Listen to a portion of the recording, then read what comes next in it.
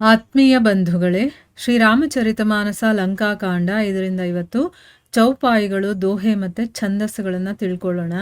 ಜಾನ ಪ್ರತಾಪತೆ ರಹೆ ನಿರ್ಭಯ ಕಪಿನ್ಹ ರಿಪು ಮಾನೆ ಫುರೆ ಚಲೆ ಬಿಚಲಿ ಮರ್ಕಟ್ ಭಾಲು ಸಕಲ ಕೃಪಾಲ್ ಪಾಹಿ ಭಯಾತುರೆ. ಹನುಮಂತ ಅಂಗದ ನೀಲ್ ನಲ ಅತಿಬಲ ಲರತ್ ರನ್ ಬಾಕುರೆ मर्दहि दसानन कोटि कोटिन्ह कपट भूभट अंकुरे. सुर बानर देखे बिकल हस्यो कोसलाधीस सजी सारंग एक सर हते सकल दस सीस. प्रभु छन महु माया सब काटी जिमी रबी हुए जाहि तम फाठी. रावनु येकु देखी सुर हर्षे फिरे सुमन बहु प्रभु पर बरशे. भुज उठाई रघुपति कपि फेरे फिरे एक एकन्ह तब टेरे. प्रभु बलु पाई भालू कपि धाये तरल तमकी संजुग मही आये. अस्तुति करत देवतन ही देखे भयउ एक मैं इन्हके लेखे. सठहु सदा तुम्ह मोर मरायल अस कही कोपी गगन पर धायल. आहाकार करत सुर भागे खलहु जाहु कह मोरे आगे. देखी बिकल सुर अंगद धायो ಕೂದಿ ಚರನ್ ಗಹಿ ಭೂಮಿ ಗಿರಾಯೋ. ಇವು ಚೌಪಾಯಿಗಳು, ದೋಹೆ ಮತ್ತು ಛಂದಸ್ಸುಗಳು. ಈಗ ಇದರ ಅರ್ಥವನ್ನು ತಿಳ್ಕೊಳ್ಳೋದಕ್ಕೆ ಪ್ರಯತ್ನ ಮಾಡೋಣ. ಇಲ್ಲಿ ತುಳಸಿದಾಸರು ಹೇಳ್ತಾ ಇದ್ದಾರೆ, ದೇವತೆಗಳೆಲ್ಲ ರಾವಣ ಹೊಡಿತಾ ಇರೋದನ್ನ ನೋಡಿ ತುಂಬಾ ಭಯ ಪಟ್ಕೊಂಡು ಇನ್ನು ನಾವು ಗೆಲ್ಲೋ ಆಸೆಯನ್ನೆಲ್ಲ ಬಿಟ್ಬಿಡ್ಬೇಕು, ಒಬ್ಬ ರಾವಣನೇ ಇರಬೇಕಾದ್ರೆ ದೇವತೆಗಳನ್ನೆಲ್ಲ ಗೆದ್ಬಿಟ್ಟಿದ್ದ, ಈಗಂತೂ ಅಸಂಖ್ಯಾತ ರಾವಣರು ಆಗ್ಬಿಟ್ಟಿದ್ದಾರೆ, ಅದರಿಂದನೇ ನಾವೆಲ್ಲ ಈಗ ಗುಹೆಗಳು, ಗಿರಿಗಳು, ಕಂದರಗಳು ಅದರಲ್ಲಿ ಹೋಗಿ ಅಡ್ಕೊಂಡು ಕೂತ್ಕೋಬೇಕು ಅಂತ ಹೇಳಿ ಅವರು ಓಡ್ ಹೋಗ್ತಾರೆ.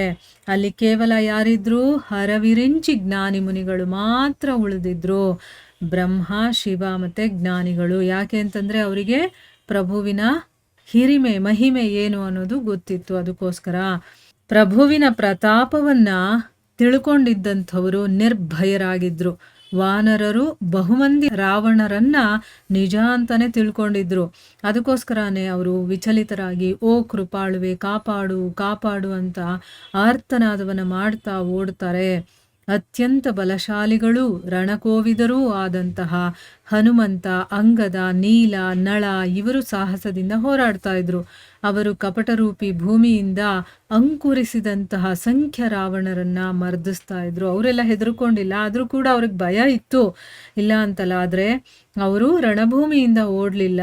ಅಲ್ಲಿ ಎಷ್ಟು ಜನ ರಾವಣರು ಅವರಿಗೆ ಸಿಗ್ತಾ ಇದ್ರು, ಅವರನ್ನೆಲ್ಲರೂ ಕೂಡ ಮರ್ದನ ಮಾಡ್ತಾ ಇದ್ರು. ಸುರರು, ವಾನರರು ಎಲ್ಲರೂ ಕೂಡ ತಲ್ಲಣಿಸ್ತಾ ಇರೋದು, ಭಯ ಪಟ್ಕೊಂಡಿರೋದನ್ನ ನೋಡಿ ಕೋಸಲಾಧೀಶ ಶ್ರೀರಾಮ ನಕ್ಕು ಶಾಂಗ್ನ ಧನಸ್ಸನ್ನ ಎತ್ತಿ ಒಂದೇ ಒಂದು ಬಾಣ ಹೂಡಿ ಮಾಯಾ ರಾವಣರನ್ನೆಲ್ಲ ಕೊಂದು ಹಾಕ್ಬಿಡ್ತಾನೆ. ನೋಡಿ, ಅವನಿಗೆ ಕ್ಷಣ ಮಾತ್ರ ಸಾಕಾಯ್ತು, ಒಂದೇ ಒಂದು ಬಾಣ ಸಾಕಾಯ್ತು. ಆ ಮಾಯಾ ರಾವಣರು ಎಲ್ಲರೂ ಕೂಡ ಸತ್ತೋದ್ರು.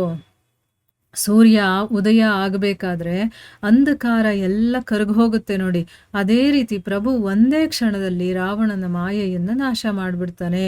ಈಗ ಒಂದೇ ರಾವಣನನ್ನ ನೋಡಿ, ಅಂದರೆ ಒಬ್ಬನೇ ನಿಂತಿದ್ದಾನೆ, ಈಗ ಅದನ್ನು ನೋಡಿದ ತಕ್ಷಣ ದೇವತೆಗಳಿಗೆಲ್ಲ ತುಂಬ ಸಂತೋಷ ಆಗುತ್ತೆ.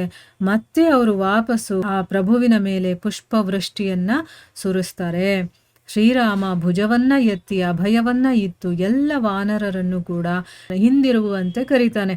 ಅಂದರೆ ನೀವೇನು ಯೋಚನೆ ಮಾಡ್ಕೋಬೇಡಿ, ನೀವೆಲ್ಲ ಹಿಂದಿರುಗಿ ಬನ್ನಿ ಅಂತ ಅವರು ಕೂಡ ಎಲ್ಲರನ್ನ ಕರ್ಕೊಂಡು ಬರ್ತಾರೆ. ಪ್ರಭುವಿನ ಬಲವನ್ನ, ಅಂದರೆ ಪ್ರಭುವಿನ ಒಂದು ಶಕ್ತಿಯನ್ನ ಇವರೆಲ್ಲರೂ ಕೂಡ ಹೊಂದಿ, ಅಂದರೆ ಪಡ್ಕೊಂಡು ವಾನರ, ಭಲ್ಲೂಕಗಳು ಎಲ್ಲರೂ ಕೂಡ ರಣೋತ್ಸಾಹದಿಂದ ಕುಣಿಯುತ್ತಾ ಅವರು ರಣಕ್ಕೆ ಇಳಿತಾರೆ. ದೇವತೆಗಳು ಶ್ರೀರಾಮನನ್ನ ಸ್ತುತಿಸ್ತಾ ಇರೋದನ್ನ ನೋಡಿ ರಾವಣ ನಾನು ಒಂಟಿ ಆದೆ ಅಂತನ್ಬಿಟ್ಟು ದೇವತೆಗಳೆಲ್ಲ ಭಾವಿಸ್ತಾ ಇದ್ದಾರೆ. ಆದರೆ ಒಂಟಿ ಆದರೂ ಕೂಡ ಇವರಿಗೆಲ್ಲ ನಾನೊಬ್ಬನೇ ಸಾಕು ಅನ್ನೋದನ್ನ ಈ ದೇವತೆಗಳಿಗೆ ಗೊತ್ತಿಲ್ಲ. ನನಗೆ ಎಷ್ಟು ಶಕ್ತಿ ಇದೆ, ನನ್ನ ಒಂದು ಬಲ ಏನು ಇವ್ರಿಗೆ ಗೊತ್ತಿಲ್ಲ. ನಾನೊಬ್ಬನೇ ಇದ್ದೀನಿ ಅಂತ ಇವ್ರು ಹಿಂಗಾಡ್ತಾ ಇದ್ದಾರೆ. ಆದರೆ ಇವರಿಗೆಲ್ಲ ನಾನೊಬ್ಬನೇ ಸಾಕು ಅಂತ ಅವನು ಆಲೋಚನೆ ಮಾಡಿ ಹೇಳ್ತಾನೆ, ಎಲೇ ಮೂರ್ಖರೇ, ನೀವೆಲ್ಲ ಯಾವಾಗಲೂ ಕೂಡ ನಾನು ಏಟು ತಿನ್ನೋ ಅಂಥವ್ರೆ ಅಂತ ಹೇಳ್ತಾ ತುಂಬ ಕೋಪ ಆವೇಶ ಎಲ್ಲ ಮಾಡ್ಕೊಂಡು ಅವನು ದೇವತೆಗಳ ಕಡೆಗೆ ಆಕಾಶಕ್ಕೆ ನೆಗಿತಾನೆ. ನೋಡಿ, ಇಲ್ಲಿ ಕೆಳಗಡೆ ಯುದ್ಧ ಮಾಡ್ತಾ ಇದ್ದದ್ದನ್ನು ಬಿಟ್ಬಿಟ್ಟ. ದೇವತೆಗಳು ಸಂತೋಷವಾಗಿರೋದನ್ನು ನೋಡಿ ಈಗ ದೇವತೆಗಳ ಕಡೆ ಆಕಾಶಕ್ಕೆ ನೆಗಿತಾನೆ. ದೇವತೆಗಳಿಗೆ ಭಯ ಇವನು ನೋಡಿದ್ರೆ ಅವರೆಲ್ಲ ಆಹಾಕಾರ ಮಾಡ್ತಾ ಓಡ್ ಹೋಗ್ತಾರೆ. ರಾವಣ ಹೇಳ್ತಾನೆ, ದುಷ್ಟರೇ, ನನ್ನಿಂದ ತಪ್ಪಿಸ್ಕೊಂಡು ಎಲ್ಲಿಗೂ ಹೋಗ್ತಾ ಇದ್ದೀರಾ? ದೇವತೆಗಳೆಲ್ಲ ವ್ಯಾಕುಲರಾಗಿರೋದನ್ನ ನೋಡಿ ಅಂಗದ ಅವ್ರ ಕಡೆ ಧಾವಿಸ್ತಾನೆ. ರಾವಣ ಕಾಲನ್ನ ಹಿಡಿದು ಅವನನ್ನ ಭೂಮಿಗೆ ಕೆಡವು ಬಿಡುತ್ತಾನೆ. ನೋಡಿ, ಯುದ್ಧದಲ್ಲಿ ಏನೇನೆಲ್ಲ ಆಗ್ತಾ ಇದೆ. ರಾವಣನಿಗೆ ರಾಮನ ಜೊತೆ ಯುದ್ಧ ಮಾಡೋದನ್ನ ಬಿಟ್ಟು ಏನೇನೆಲ್ಲ ಮಾಡ್ತಾ ಇದ್ದಾನೆ ಅಂತಂದ್ಬಿಟ್ಟು ಆ ದೇವತೆಗಳು ಸಂತೋಷವಾಗಿ ನಗ್ತಾ ಇರೋದು ನೋಡಿದ್ರೆ ಅವನಿಗಾಗ್ಲಿಲ್ಲ. ಅವ್ರನ್ನ ಏನೋ ಮಾಡ್ಬೇಕು ಅಂತ ಹೋಗ್ತಾನೆ. ಆದ್ರೆ ಅಂಗದ ಅವರನ್ನ ಕಾಪಾಡೋದಕ್ಕೆ ಅಂತ ಅವ್ರ ಕಡೆಗೆ ಓಡ್ ಹೋಗ್ತಾನೆ. ಆಮೇಲೆ ರಾವಣನ ಕಾಲನ್ನ ಹಿಡಿದು ಅವನನ್ನ ಭೂಮಿಗೆ ಕೆಡವ್ತಾನೆ. ಇಲ್ಲಿ ಯುದ್ಧ ಮಾಡೋದು ಬಿಟ್ಬಿಟ್ಟು ಅಲ್ಲೇನ್ ಮಾಡ್ತಾ ಇದೀಯ ಅನ್ನೋ ರೀತಿ ಅವರಿಗೆ ತೊಂದರೆ ಕೊಡೋದಕ್ಕೆ ಹೋಗ್ತಾ ಇದ್ದಾನಲ್ಲ ಅಂದ್ಬಿಟ್ಟು ಆ ರಾವಣನ ಕಾಲನ್ನ ಹಿಡಿದವನು ಅವನನ್ನ ಭೂಮಿಗೆ ಕೆಡವುತ್ತಾನೆ. ಮುಂದೇನಾಗುತ್ತೆ ಅಂತ ನಾವು ಮುಂದಿನ ಭಾಗದಲ್ಲಿ ತಿಳ್ಕೊಳ್ಳೋಣ. ಹರೇ ಕೃಷ್ಣ.